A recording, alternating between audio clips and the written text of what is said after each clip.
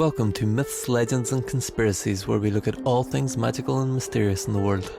I'm your narrator Niall, and today in our Irish folklore series we're looking at the legend of Fionn McCool. There are many tales of Fionn McCool, and this is a brief overview of them all.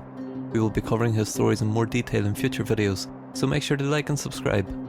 Fionn McCool was a hero and the great leader of the Fianna, Ireland's legendary warrior band who roamed Ireland in the 3rd century. Fionn derives his name from the Irish word for fair, which might relate to his light-coloured hair.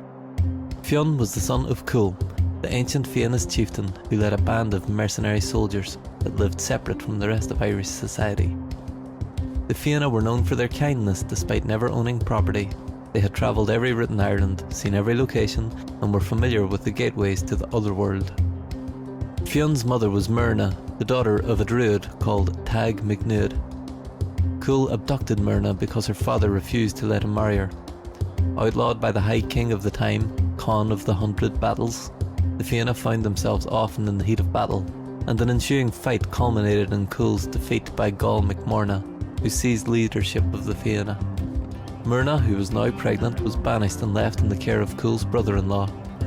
Myrna placed her child in the hands of a warrior woman named Leah Luacra, who was in charge of teaching him the skills of fighting and the ways of the Fianna. Finnegas, a pagan poet who had spent several years hunting for the Salmon of Wisdom, a mythological creature capable of endowing all of the world's knowledge, also instructed the young Fionn McCool. Finnegas eventually caught the fish and directed young Fionn to prepare it for him.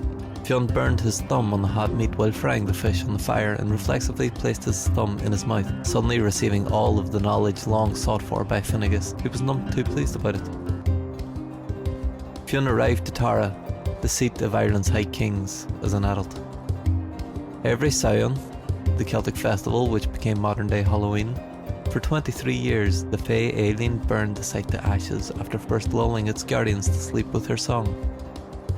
Fionn, on the other hand, defeated Aileen. He stayed awake by repeatedly cutting his own flesh with the tip of a spear and lying awake all night resting on it. His nobility was recognised, and Gall McMorna, Fianna's current commander, moved aside to allow Fionn to take his rightful place leading them. Gall even offered Fionn his house on the hill of Almu in payback for his father's death.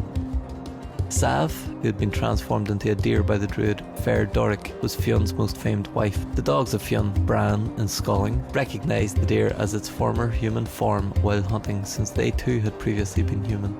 Fionn spared the deer its life, who was thereafter changed into the beautiful woman who would become his bride. She gave birth to him a son, Oisín, who went on to become one of the finest Fianna of all time and have many of his own tales.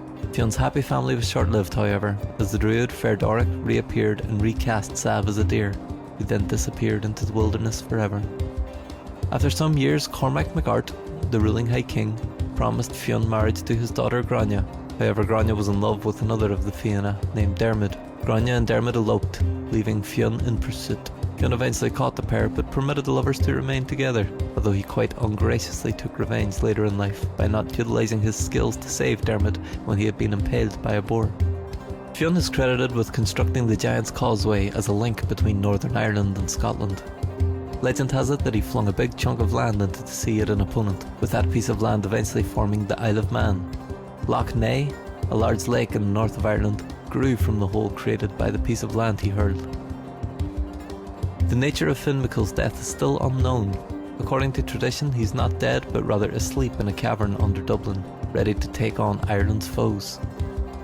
Fionn McCool's legend and traditions have never been forgotten, and he continues to be among the most prominent figures in Irish mythology. We'll be going into all of these stories in more detail soon, so remember to like and subscribe. Thanks.